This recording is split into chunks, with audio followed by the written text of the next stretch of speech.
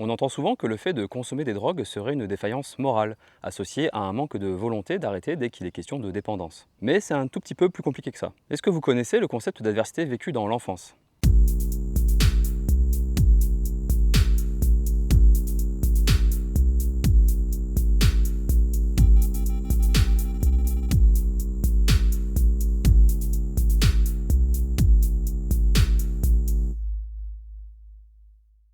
Des recherches scientifiques en proposent trois grands types rencontrés par les enfants, à savoir l'abus, l'instabilité familiale et la négligence. L'abus peut être émotionnel, physique ou sexuel. L'instabilité familiale, c'est par exemple la séparation des parents ou les violences conjugales. Et les négligences seront des carences éducatives et le manque de soins affectifs et physiques. Est-ce que vous savez par exemple qu'il a été estimé en 2023 que 5,4 millions de personnes en France avaient subi des violences sexuelles avant leurs 18 ans? Et que 160 000 enfants en sont victimes chaque année, encore à l'heure où je vous dis ça. Je pense qu'il n'est pas utile de vous préciser que vivre ce type d'événement dans l'enfance ou l'adolescence a des conséquences évidentes sur l'avenir d'une personne. Mais il est peut-être utile de préciser que ces chiffres indiquent qu'une personne sur 10 a vécu ça, avec une prévalence plus de 2 fois plus grande chez les femmes. On connaît tous et toutes donc des personnes qui sont passées par là, même si on ne le sait pas vraiment et qu'elles ne nous en parlent pas forcément. Les recherches scientifiques sur l'adversité dans l'enfance nous apportent des constats alarmants qui concernent la santé des personnes affectées. Ces violences psychologiques et physiques affectent le développement du cerveau et du système immunitaire. Le stress et l'anxiété chronique, notamment liés à cette adversité, favorisent les consommations de drogue, aidant à faire avec, qui sont donc des consommations considérées comme problématiques d'un point de vue médico-social. Et la santé globale est lourdement affectée par ce stress, avec des risques de cancer ou de maladies cardiovasculaires plus importantes que chez les personnes n'ayant pas vécu ces violences. Il faut aussi s'intéresser à ce que ça donne sur le plan social. Déjà, on sait que des enfants qui subissent des violences ont plus tendance à développer des comportements considérés comme antisociaux. Notamment parce qu'une violence normalisée au sein de la famille ou dans un contexte social plus large induit une communication calquée sur cette violence. On prend l'habitude de mentir pour éviter des coups et des brimades, on adopte de nombreuses stratégies d'évitement, etc. Et ça impacte forcément les relations sociales à l'école, les résultats scolaires et tout ce qui s'ensuit. Mais bien évidemment, tous les enfants qui passent par là n'évoluent pas de la même manière. Ils ne deviennent pas nécessairement délinquants, ni même forcément violents. Ils ne se mettent pas tous à consommer des drogues non plus. On parle là d'un facteur de risque important, qui s'ajoute à d'autres facteurs qui peuvent être plutôt innés ou acquis. Avoir vécu des violences dès le plus jeune âge influence énormément le comportement d'une personne. On peut ajouter à cela plusieurs choses. D'une part, l'estime de soi qui est dégradée. Ensuite, certains comportements visant à réduire des sensations négatives ou bien à augmenter des sensations positives, comme avec la prise de certaines drogues. Ensuite, il y a des difficultés relationnelles qui ont un impact profond sur tous les aspects de la vie. Plus on subit d'adversités différentes et de manière répétée, et plus cela commence tôt, plus les conséquences sanitaires et sociales sont graves et difficiles à gérer plus tard. Et si on ajoute à tout cela le fait d'être d'origine étrangère, avec tous les freins que cela implique dans l'accès aux services sociaux, les barrières administratives et la difficile compréhension globale de la manière d'accéder à un tel système, la situation empire rapidement. On entend beaucoup parler des dangers que représentent les écrans et les réseaux sociaux pour les enfants, mais on s'attarde beaucoup moins sur le trouble de stress post-traumatique, qui impacte la vie de nombreuses personnes suite à ce qu'ils ont vécu dans leur enfance et leur adolescence, mais aussi à l'âge adulte. Vous vous dites peut-être que tout ce que je raconte là n'a pas grand-chose à voir avec les usages problématiques de drogue, et que je fais des liens de manière un peu hasardeuse. Du coup, on va regarder de plus près les données scientifiques qui étudient ce lien spécifiquement.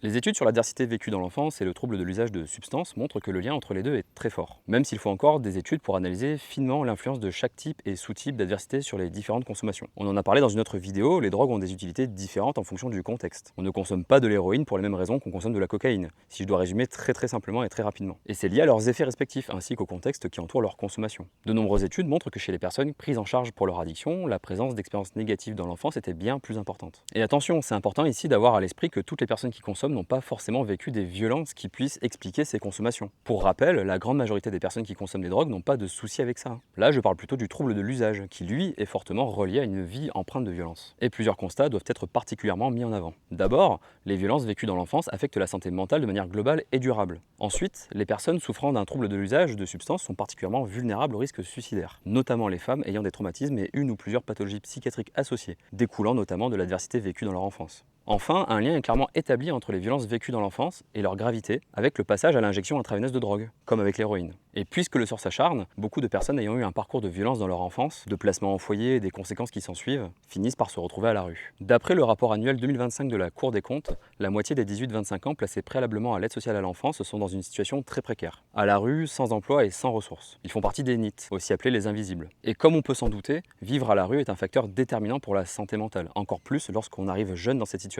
Et de manière bien plus marquée lorsqu'on est une femme. Et une personne qui consomme tout en vivant à la rue est une personne qui a plus de risques de s'injecter. Est-ce que vous voyez le cercle vicieux en train de se dessiner là? Si on doit résumer jusqu'ici, on peut poser plusieurs points importants. De nombreux enfants vivent des violences inacceptables de manière répétée. Beaucoup sont pris en charge de près ou de loin par l'aide sociale à l'enfance, mais se retrouvent très vite lâchés sans que l'action de l'État n'ait permis à chacun et chacune un parcours leur évitant de finir à la rue et sans filet de sécurité économique et sociale. Ces jeunes majeurs se retrouvent livrés à eux-mêmes, n'ayant profité ni d'une éducation de qualité leur permettant de s'insérer socialement, ni d'un parcours scolaire favorisant une adaptabilité professionnelle suffisante pour se projeter dans un futur relativement serein et rassurant. Ce parcours chaotique favorise grandement les comportements à risque et l'abus de drogue en fonction des problèmes psychologiques et physiques développés en grande partie à cause de cette adversité vécue depuis l'enfance. Et dernier point, qui me paraît évident mais mérite d'être soulevé, tous ces enfants ne s'arrêtent pas au stade de jeune adulte. Ils continuent de grandir s'ils ne sont pas décédés suite à ces conditions de vie indignes d'un pays comme la France. Et les adultes qu'ils deviennent finissent par être pointés du doigt, haïs par beaucoup de personnes. Et on oublie qu'ils ont été des enfants avec une vie chaotique. À quel moment on arrête de s'intéresser à ces enfants? Et pourquoi s'en désintéresser alors qu'on n'a pas réussi à les aider comme il aurait fallu? Je vous laisse réfléchir à ça, mais c'est vraiment une notion fondamentale à laquelle il faudra bien répondre un jour.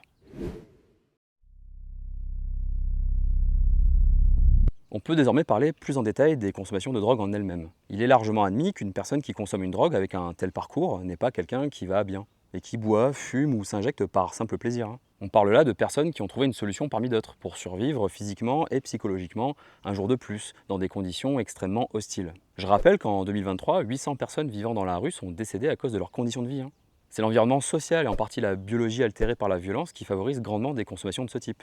Et quoi de plus logique qu'une personne avec un stress décuplé au quotidien, à cause de traumas notamment, qui cherche un produit qui permet de calmer ça comme l'alcool, les benzodiazépines ou encore l'héroïne.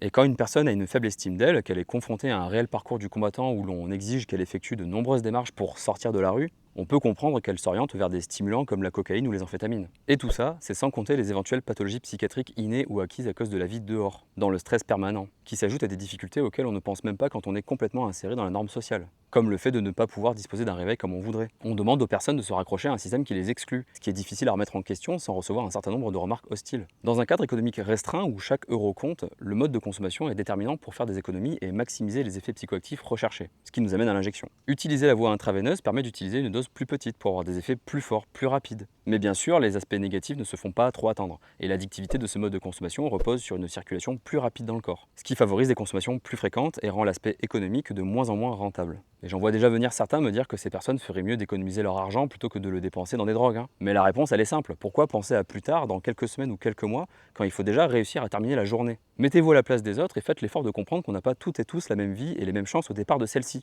Gardons bien à l'esprit que le sujet des addictions nécessite une bonne capacité d'empathie pour le comprendre. Et on peut ajouter à cela le contexte légal autour des drogues, du risque de consommer un produit adultéré, de la peur de la répression et tout ça quoi. Le cercle vicieux continue de se développer et il devient difficile d'en sortir, parce que le système socio-économique et politique dans lequel nous vivons n'est pas prévu pour aider au mieux les personnes. Et le phénomène biologique de l'addiction s'y ajoute. Ce système produit de nombreuses injonctions, parfois totalement irréalisables. Et il a une réelle difficulté à traiter les causes sous-jacentes, se concentrant plutôt sur les symptômes du problème. On a donc aujourd'hui une logique de soins très prégnante, parfois au détriment de la prévention, ce qu'on retrouve dans plusieurs domaines du travail social d'ailleurs. Il est plus facile dans une logique de comptabilité capitaliste de chiffrer les soins et le fait de solutionner des problèmes. Mais c'est beaucoup plus compliqué de concevoir l'efficacité de la prévention, puisque par définition on évite des problèmes qui auraient pu arriver, et on ne peut donc pas les quantifier aussi précisément que les problèmes qui sont bel et bien arrivés.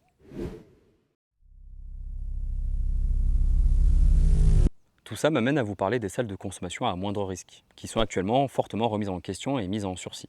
Récemment renommé Halte Soins Addiction, on parlera ici de HSA. Ce dispositif médico-social a pour objectif d'apporter aux personnes les plus précaires, sur le plan sanitaire et social, un endroit propre, sécurisé, dans lequel elles peuvent consommer leur drogue. On pourrait se dire que, d'accord, il faut aider ces gens, mais leur fournir une seringue, c'est pas faire de la prévention, comme dirait l'autre. Mais même si ça paraît contre-intuitif, le premier pas à faire pour aider, c'est d'accepter la consommation et de l'accompagner. Les thérapies basées sur l'acceptation de la consommation, d'un côté par le professionnel et de l'autre par la personne dépendante, montrent une meilleure efficacité pour traiter les addictions et accompagner à l'abstinence. Alors que les soins forcés, en plus de ne pas respecter les principes basiques des droits de l'homme, montrent une efficacité toute relative, si ce n'est négative, dans de nombreux contextes de prise en charge. Et en attendant que les consommations évoluent, de toute façon, il faut bien limiter les risques de blessures et de transmission de virus, donc permettre un contexte de consommation plus sécurisé.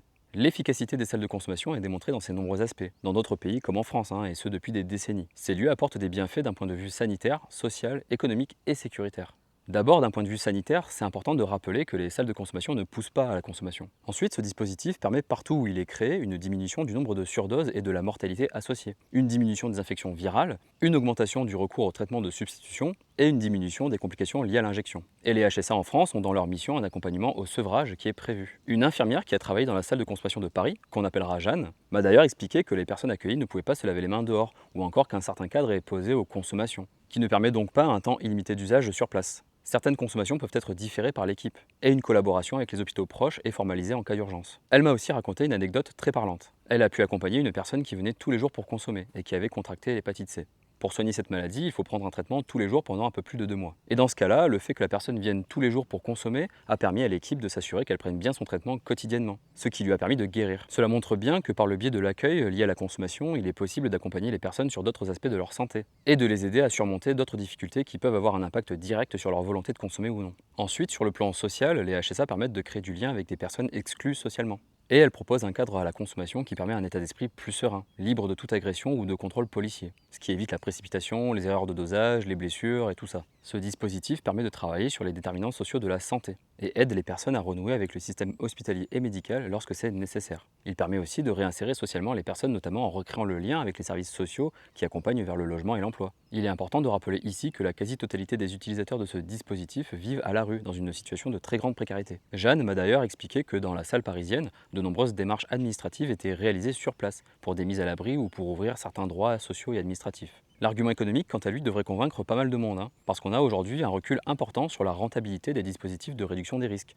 dont font partie les HSA. Par exemple, pour 1 $ investi à Vancouver dans la réduction des risques, 5 étaient économisés en frais de santé pour la collectivité. On a une estimation de 1 $ investi pour 4 économisés à Seattle. Les programmes d'échange de seringues aux États-Unis, quant à eux, ont un ratio de 1 pour 6 à 1 pour 7. En France, une étude de 2024 démontre que les salles de consommation à Paris et Strasbourg ont permis d'économiser des millions d'euros, et qu'il est encore possible d'optimiser leur rentabilité, si tant est qu'on pérennise le dispositif et qu'on permette aux associations de se projeter sur la durée. Bref, la réduction des risques sous toutes ses formes est largement rentable, puisqu'elle évite des frais de santé extrêmement coûteux, des infections virales, des arrêts maladie de longue durée, etc.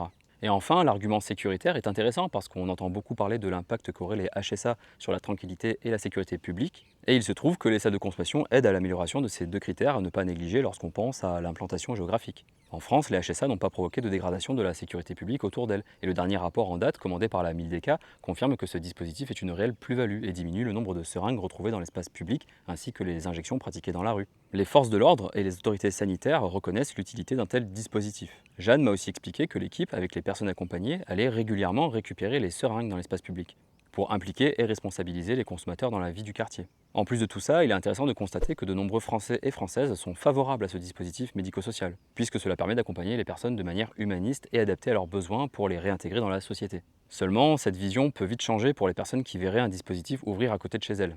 Le mouvement Not in my backyard, ou Pas dans mon jardin en français, est un réel frein à l'implantation d'énormément de structures, même en dehors du médico-social. Les mouvements de riverains ont un poids politique très fort au niveau local, pour faire capoter des projets en tout genre. Seulement, c'est contre-productif pour eux, puisqu'au lieu de concentrer la consommation en un point précis, encadré et régulé par des professionnels, ils maintiennent une occupation de l'espace public par les consommateurs qui n'ont tout simplement nulle part où aller. S'ils ne veulent vraiment pas de seringues dans leur parc, leur jardin ou devant leur porte, il ferait justement bien de favoriser la création de dispositifs prévus pour régler tous ces problèmes. Mais heureusement, tous les riverains ne luttent pas aveuglément contre les propositions médico-sociales. Et beaucoup ont même changé d'avis pour devenir favorables au HSA, ayant d'abord été réticents par peur de l'inconnu. Enfin, c'est important de comprendre que les HSA ne permettent pas seulement aux personnes d'avoir un espace propre et sécurisé pour consommer. C'est surtout une possibilité de prise en charge globale et d'aide envers les plus précaires, souffrant d'addictions résultant directement des violences subies dans le passé et dans le présent, avec une vision de l'avenir particulièrement troublée. Lorsqu'on parle des salles de consommation, on n'est plus du tout dans le même débat que la légalisation du cannabis ou de la simple dépénalisation de toutes les drogues, même si c'est lié. On est dans une recherche de solutions pour des humains abîmés par leur parcours de vie et par le passage de certains d'entre eux dans les différents services sociaux jusqu'à l'âge adulte, desquels ils ont le plus souvent été parachutés dans la vie une fois le cap de la majorité dépassé, pour le plus grand désarroi des travailleurs sociaux ayant tout fait pour les armer au mieux contre les difficultés de la vie. On attend de ces personnes qu'elles agissent, pensent et contribuent à la société de la même manière que celles et ceux qui n'ont pas eu une vie aussi difficile. La lutte contre les drogues et les drogués est souvent justifiée par le fait de protéger nos enfants. Mais justement, nos enfants, passés 18 ans, on les laisse dans la merde. On leur met des amendes s'ils fument des joints, on les vire des centres d'hébergement si on trouve des stupéfiants dans leur chambre. C'est plutôt tordu comme conception de protection. Ou du jour au lendemain, notre volonté de protéger les jeunes disparaît brutalement. Les personnes à la rue aujourd'hui sont pour beaucoup dans des consommations qui leur permettent de faire avec, et de faire au mieux avec les traumas passés et l'absence de lien familial et social. Comment pourrions-nous attendre d'une personne qui a eu une scolarité chaotique, qui a été violentée par son entourage quotidiennement et qui a fini par ne plus susciter l'envie de la protéger comme on dit protéger nos enfants, qu'elle soit comme tout le monde? Ça n'a pas de sens, et je suis convaincu qu'on vaut mieux que ça, nous toutes et tous. La France a des valeurs humanistes anciennes qui reposent sur des valeurs chrétiennes, mais qui semblent s'être égarées en chemin dès qu'il s'agit de considérer les personnes les plus en difficulté. Qu'il soit question de drogue ou non d'ailleurs. Ces personnes peuvent être vos frères et vos sœurs, vos amis, des connaissances. Il ne nous est pas possible de regarder ailleurs pendant que la prise en charge de ces personnes est fortement menacée et remise en question avec des propos toujours plus remplis de haine que ceux qui les ont précédés. Les politiciens qui cherchent à détruire notre système social, notre système de soins, nos quelques dispositifs qui permettent encore d'aider les personnes en grande précarité doivent être systématiquement contredits et mis face à leurs propos délirants. Il faut leur opposer les faits et ne pas les laisser mentir. Il faut leur rappeler les valeurs de notre société, qu'ils auraient bien envie qu'on oublie. Il faut les empêcher de déshumaniser les personnes les plus en difficulté, qui pourraient être n'importe qui, vous comme moi.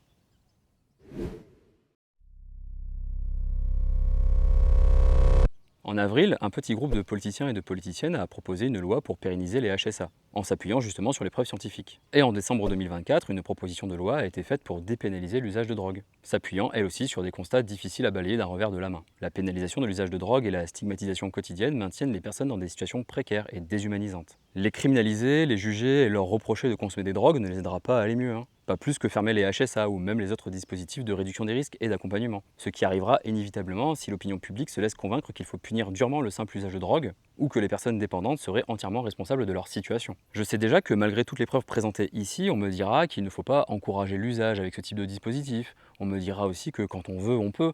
On me dira que c'est déresponsabiliser les consommateurs. On me dira toutes sortes de bêtises. Certains anciens consommateurs se présenteront même sans doute comme des exemples à suivre dans leur abstinence sans prendre en compte ce qui nous différencie les uns des autres. Des politiciens et des experts autoproclamés considéreront ce sujet avec beaucoup de légèreté et proposeront des mesures simplistes malgré toute la complexité du problème. Pour autant, les données scientifiques confirment l'utilité et l'efficacité de ce dispositif, sans jamais manquer de préciser qu'il est améliorable et sujet à évolution. Et les valeurs humanistes propres à la France devraient nous guider vers de meilleures conditions d'accueil et de prise en charge pour les personnes en ayant besoin. Sauf que pour que les personnes travaillant dans ce dispositif puissent se projeter dans l'avenir et s'investir au mieux dans son amélioration, il faut pouvoir pérenniser et inscrire dans le droit commun les HSA. Qui se lancerait dans un projet en se disant qu'il pourrait être stoppé du jour au lendemain, sans cap clairement établi, sans sécurité de l'emploi, sans garantie de financement et sans aucune reconnaissance du travail effectué de la part de l'État? Des fous sans doute, mais qui ont à cœur d'aider leurs prochains et de rendre la société un peu meilleure. Et si l'objectif collectif que l'on se pose est de réduire le nombre de situations d'addiction, alors il faudrait aussi et surtout s'intéresser à comment réduire les violences vécues dans l'enfance, à comment mieux intégrer les personnes les plus touchées par les usages problématiques, à comment mieux accompagner les jeunes livrés à eux-mêmes, ou encore à comment mieux accueillir les personnes qui arrivent en France pour obtenir une vie meilleure qui leur est de plus en plus souvent refusée. Les HSA sont nécessaires pour essayer de réparer une fois que le mal est fait, mais comme on dit, il vaut mieux prévenir que guérir. Et le meilleur moyen d'y parvenir est d'étudier les causes sous-jacentes et de s'y confronter sérieusement, d'arrêter de mettre des œillères sur ce qui provoque de nombreux problèmes dans notre système socio-économique. Le jour où on fermera ces salles de consommation sera le jour où on n'en aura plus besoin, pas avant. Et en attendant que ce jour arrive, il faut renforcer notre système social, pas l'affaiblir.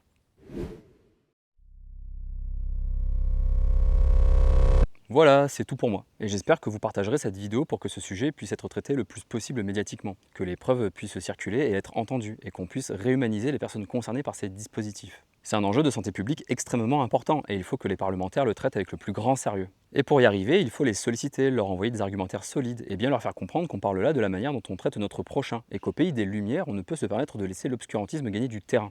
Prenez soin de vous, prenez soin de vos proches, et encore merci pour tous vos soutiens. À bientôt.